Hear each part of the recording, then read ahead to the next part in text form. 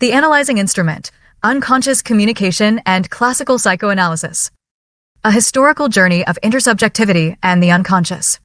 Part 2. The Analyst's Mind as a Working Instrument. Robert Fliess's 1942 paper, The Metapsychology of the Analyst, is a psychoanalytic classic that was reprinted in 2007 in the Psychoanalytic Quarterly along with commentaries by Roy Schaefer and Theodore Jacobs. Fliess examines the analyst's work ego that has at its core a capacity for trial identification, which is commonly referred to as empathy. This requires the analyst's ability to step into his patient's shoes and obtain in this way an inside knowledge that is almost first-hand.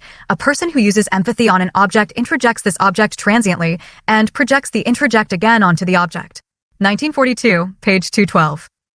Here we have a direct clinical application of the concepts of projection and introjection, promoted by Freud, Ferenczi, and Abraham as the essential process by which one mind comes to know another.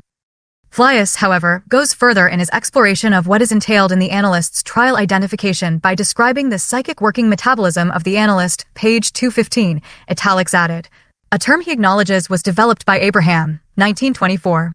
This working metabolism is comprised of 4 steps. 1. The analyst is the object of the transference, striving. 2. He identifies with the subject, the patient. 3. He becomes this subject himself. 4. He projects the striving, after he has tasted it, back onto the patient and so finds himself in the possession of the inside knowledge of its nature, having thereby acquired the emotional basis for his interpretation. Fliess, 1942, page 215. Fliess's description of the working metabolism in the analyst's metapsychology is a remarkably prescient observation that anticipates many of the themes that future authors will elaborate in the development of the concept of intersubjectivity. Point 1 like Ferenczi before him. He sees a countertransference induced in the analyst in the first 2 phases, which, in phase 3, raises some potential dangers for him because the patient's striving has been transformed into a narcissistic one in the analyst, who by now has become its subject as well as its object. Fliess, 1942, page 216. This internal state of affairs may shake the analyst's equilibrium and potentially threatens his mental health, page 216, because the necessity of introjecting, even transiently, difficult transference strivings such as aggression may cause internal conflict. Having managed to taste the analysand's transference, the analyst must reproject back to the patient his emotional understanding in the form of an interpretation. However, here too another possible complication challenges the analyst. To guarantee that no instinctual additions of our own distort the picture after the reprojection of the striving onto the patient. Page 219. Fliess's detailed adumbration of the stages of working metabolism represents a significant elaboration of Abraham's original concept and underscores the difficulties for the analyst inherent in doing analytic work. There is a de-emphasis on the conscious activity of deciphering the analysand's free associations and a greater importance accorded to the analyst's receptivity to the patient's unconscious transmissions. Regarding the analyst's openness to his patient, instead of free-floating attention, he prefers the term conditioned daydreaming. The analyst certainly does not indulge in ordinary, free daydreaming, where the stimuli come largely from within, for his daydreaming is almost certainly stimulated from without, and by one particular source, the patient's reactions. p. 219. Though Fliess does not use the term analyzing instrument, he is essentially offering us an insider's look at the process occurring in the analyst's mind. Thus, by introducing trial identification, the work ego, working metabolism, and conditioned daydreaming into our lexicon, contributions that Schaefer, 2007, states, helps launch psychoanalysis towards its contemporary form. p. 698. Fliess has expanded the range of conceptual tools to apply to our understanding of intersubjectivity beyond those bequeathed by Freud, projection, Ferenczi, introjection and induced countertransference, and Abraham, introjective/projective mechanisms and psychic metabolism. Schaefer also notes that Fliess gives no consideration to the impact of the analyst's personality on the analytic dyad, a point with which Jacobs, 2007, is in agreement. Regardless, Jacobs notes that rarely do we find in the contemporary literature an effort such as Fliess made to deconstruct the concept of subjectivity and to demonstrate just how it functions to affect both the interpretive process and the analytic work as a whole. Pages 720 to 721. Fliess's lack of any acknowledgement that mutual influences are at work in analysis, Jacobs, 2007, page 716, is surely an accurate statement, but we must also take it in its historical context. Beginning in the 1930s, classical analysis bifurcated into two different paths. One, which eventually emerged as ego psychology, turned its focus to exploring the ramifications of Freud's 1923 introduction of the structural theory. The ego psychologists offered valuable insights into the nature of defense. Freud, 1936, resistance, and the theory of anxiety. Freud, 1926. But in doing so, they tended to shift attention away from a sustained study of unconscious processes other than the role of the unconscious portion of the ego in defense. The former topographical model, which divided the mind into unconscious, preconscious, and conscious realms, was folded into the structural theory and tended to be seen as outmoded. However, there was a second branch of classical analysts who, while acknowledging the importance of structural theory, continued their investigations into unconscious processes in general and, specifically, into unconscious communication. This divide between the two offshoots of classical analysis was most evident in the attitude toward countertransference, the ego psychologists tending to develop techniques that sought to cleanse a patient's material from being alloyed with countertransference, while the other group viewed countertransference as a pathway to the analyst's empathic understanding. In my opinion, we can see in Fliess the tension between these two perspectives. On the one hand, his open advocacy of the relevance of the analyst's subjective experience, and, on the other, his wish to be able to guarantee that no instinctual additions of our own distort the picture after the reprojection of the striving onto the patient. P. 219, Jacobs, 2007, comments. One suspects that issues of loyalty to Freud, as well as fears of Ferenczi's influence and of wild, undisciplined behavior on the part of colleagues, influenced Fliess and others who held this idealized and sanitized view of the analyst's functioning. P. 717. Theodore Rake, another of Abraham's analysans, was less concerned about the analyst keeping his or her instinctual additions separate from those of the internalized patient, and he even saw a benefit to both parties who grew through a process of reciprocal illumination of unconscious happenings. The analytic investigation of the other person continued one's own analysis, penetrating to profounder depths. Rake, 1948, page 397. Rake's personal style was somewhat effusive and matched his analytic emphasis upon the analyst's spontaneity and intuitions, attitudes that permeated his 1937 book, Surprise and the Analyst. He borrowed the term third ear from Nietzsche, Lothane, 2006, to describe the analyst's attunement to his or her unconscious processes and scored that the analytic couple equally entered a dreamy ego state in which the analyst shares with the patient this realm between reality and fantasy. Rake, 1948, page 109. Here, Rake was furthering the role of a shared ego state linking the patient and analyst in order to create an unconscious sharing of emotion. Rake, 1937, page 198. Like Fliess, he emphasized that the analyst temporarily became the patient through an empathic trial identification, but additionally, he highlighted the importance of a joint regression in the service of the ego. Chris, 1936. That promoted an analytic mood of dreamy reflection. Finally, though other authors had warned of the danger inherent for the analyst's mental health, Fliess, 1942, that conjures up the evils of those half-tamed demons that inhabit the human breast. Freud, 1905a. Rake appears to be the first analyst to speak to the possibilities for emotional growth in both partners of the analytic diet. Otto Eisenhower, a Viennese analyst who eventually settled in New York via London, is an unsung pioneer in the evolution of an intersubjective perspective on the analytic diet. He trained in Austria and was analyzed by Paul Federn, a close devotee of Freud and an early ego psychologist who was interested in the role of the ego in dreaming and was the first analyst to speak of various kinds of ego feelings. Federn, 1926, 1932. We can see Federn's influence in Eisenhower's early work, especially his classic 1938 paper, A Contribution to the Psychopathology of Phenomena Associated with Falling Asleep, in which he introduced what later would be called the Eisenhower phenomenon, which was characterized by a regressive experience akin to an infantile state in which internal and external boundaries are blurred. A similar loss of distinction between different regions of the body occurs, and there is a general regressive revival of ego attitudes. P. 345. In his later work, Eisenhower, like Rake, applied his interest in regressive ego states to the analytic relationship and gave a series of lectures at the New York Psychoanalytic Institute in the late 1950s to early 1960s on the analyzing instrument. These presentations had analytic supervision as their primary topic, and Eisenhower argued that the central goal of supervision is to teach about and strengthen the candidate's analyzing instrument.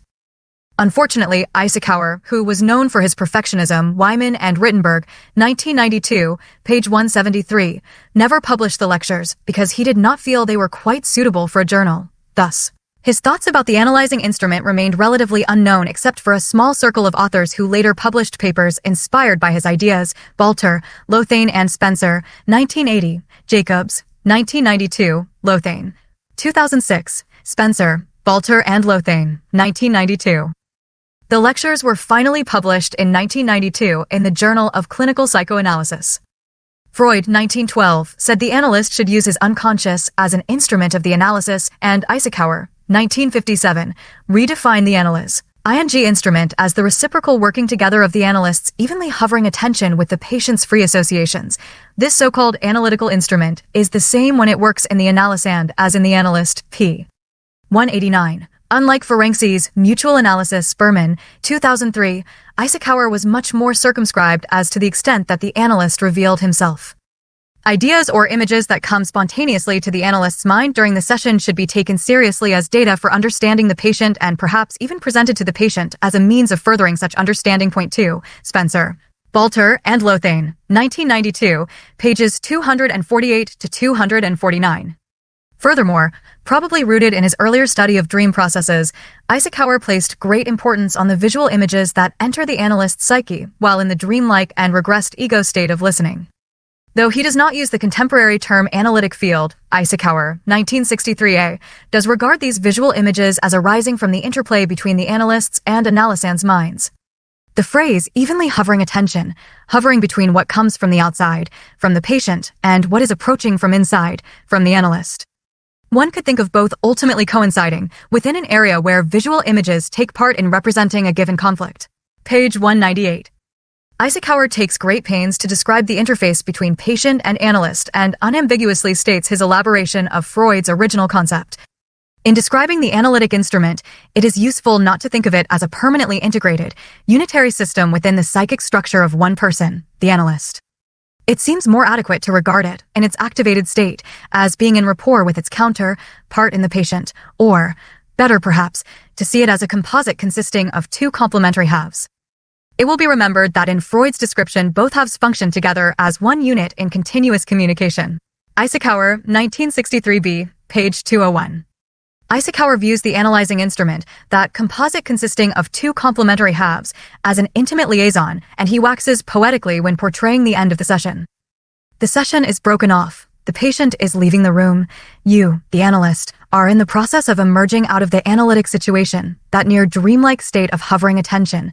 The patient is being separated from you, and you are left alone. In this short moment of the severance of the team, you are left in midair, and you become aware of the denuded raw surface of your half of the analyzing instrument, the surface of which is opposite the patient's half. p. 202. In the wake of this wistful separation, the analyst may experience both visual images and auditory representations of non-verbalized content from the session that are percolating on the edge of conscious awareness. Eisenhower says that the patient and analyst share a state of consciousness, 1963c, page 207, that is more than an identification, rather. There prevails a near identity in the quality of wakefulness in both the analyst and the analysand, p. 207. In this regard, he is suggesting a merger between patient and analyst on the level of ego state that is in parallel with Fliess's observation that the analyst fleetingly becomes the patient's transference striving through a trial identification. For Eisenhower, the emergence of preconscious visual images during, or immediately after, the session in either the patient or analyst was a sign that the analyzing instrument, a product of their intersecting psyches, was unconsciously at work. He presented a supervisory hour with one of his students in which the candidate reported a visual image of the Mona Lisa that he revealed to the patient. The supervisee was apologetic and worried that introducing this took the patient off track from his stream of associations and therefore was an analytic miscue. Eisenhower noted that, to the contrary, the spontaneous image of the famous painting actually was evidence that the analyst's unconscious was responding to the analysand, which stimulated the appearance of a visual image in the candidate, and that this image of the Mona Lisa could be regarded as rudimentary form of a communicable formulation, 1963d, page 215.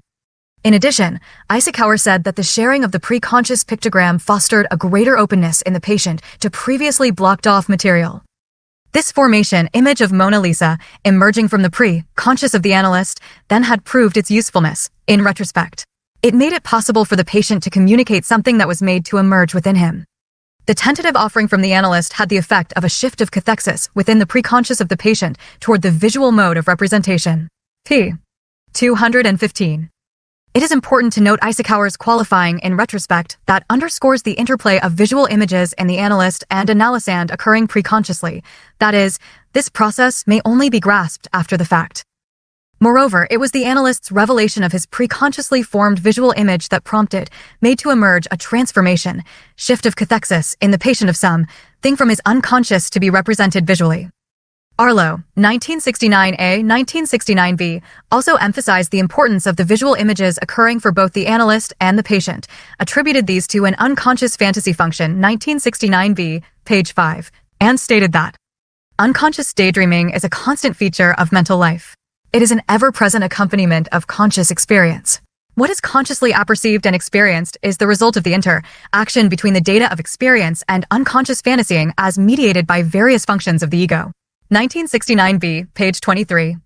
Shapiro, 2008, notes that Arlo's introduction of unconscious daydreaming was instrumental in raising its importance for psychoanalytic practice to a near equal level of unconscious fantasy. Arlo, 1969a, states that both analyst and analysand are engaged in unconscious daydreaming, which is the basis for the development of what we would today call a co-created narrative. In a sense, we dream along with our patients, supplying at first data from our own store of images in order to objectify the patient's memory into some sort of picture. We then furnish this picture to the analysand, who responds with further memories, associations, and fantasies. That is, we stimulate him to respond with a picture of his own. p. 49. His notion of dream ing, along with our patients, highlights the role that dreaming plays in the intersubjective analyzing instrument and would seem to anticipate later elaborations of the central place reverie holds in the analytic dialogue as described by Ogden, Farrow, Grotstein, and others. However, these theorists take their inspiration from Bayon's 1962a ideas about the importance of dreaming for the psyche. Why is this, and why did the concepts formulated by Fliess, but especially by Eisenhower, Arlo, and Rake, fall into disfavor and near obscurity in ego-psychological circles? Returning for a moment to Eisenhower's lectures at the New York Psychoanalytic Institute, it is informative to examine the discussion that followed his presentations. There was a tension in the room as to whether the candidate's sharing his image of the Mona Lisa was a sign of what Martenstein worried could be the student going astray, Wyman and Rittenberg, 1992, page 216, or, perhaps, a useful intervention. Victor Rosen raised the concern as to whether the candidate would assume that his associations should always be taken as part of the optimal functioning of the analyzing instrument, Wyman and Rittenberg, 1992, page 219. Eisenhower dismissed this concern on the basis that it would represent a misunderstanding of what he proposed in his conceptualization of the analyzing instrument. Later in the discussion, Martenstein questioned whether the supervisee's disclosure of the visual image has to do with some unanalyzed personal problem. To use an analogy from medieval times, when a person had a vision to tell, was the vision sent by God or the devil? Wyman and Rittenberg, 1992, page 221. While many of the other comments were positive, or at least skeptical, the main vexation centered on the possible bedeviling misuse of countertransference by the candidate. This was still an era in classical analysis when countertransference was largely considered an impediment to be dealt with in one's personal or self-analysis. The long shadow of Freud's controversy with Ferenczi about the analyst's use of his personal reactions clouded the American analytic scene, which, in most corners, still sought the holy grail of a sanitized view of the analyst's functioning. Jacobs, 2007, page 717. One unfortunate consequence of this attitude was to lump together all of the analyst's private experiences. Thus, Fliess's idea of the analyst temporarily becoming the patient, Rake's concept of listening with the third ear, and Eisenhower's expanded definition of the analyzing instrument were generally viewed as too susceptible to countertransference influences and not considered as innovative advances of Freud's, encouraging the analyst to use his unconscious as an instrument of the analysis. As mentioned above, page 27, the ascendancy of the structural model was another factor in the diminished interest in the study of the unconscious and its properties, except for the attention paid to the role of the unconscious ego in defense and resistance. It is also likely that political forces played a part in actively suppressing analytic perspectives at variance with the hegemony of ego psychology as promoted by Hartmann, Criss, and Lowenstein. H. Smith, Personal Communication in 2007. Lothane, 2006, puts it succinctly. Since defenses appeared somehow to be more real and substantial, while images were dreamlike, unreal, merely transference, resistance analysis came to be regarded as the more hard-nosed, cerebral, and scientific, while content analysis was relegated to the domain of the introspective, artistic, and mystical. P. 713. Consequently, the mainstream point of view proffered by institutes under the umbrella of the American Psychoanalytic Association tended to de-emphasize the notion of unconscious communication as well as the analyzing instrument, and these interactional phenomena were left to lie fallow. Theoretical positions considered at odds with the predominance of ego psychology were often expunged. 4. Following the arrival of the ego psychologists in the late 1930s and early 1940s, internal purges within the United States, beginning with Horney's expulsion from the New York Psychoanalytic Institute, ensured ego psychology's triumph and the marginalization of the homegrown interpersonal cultural school. Chodorow, 2004, page 214.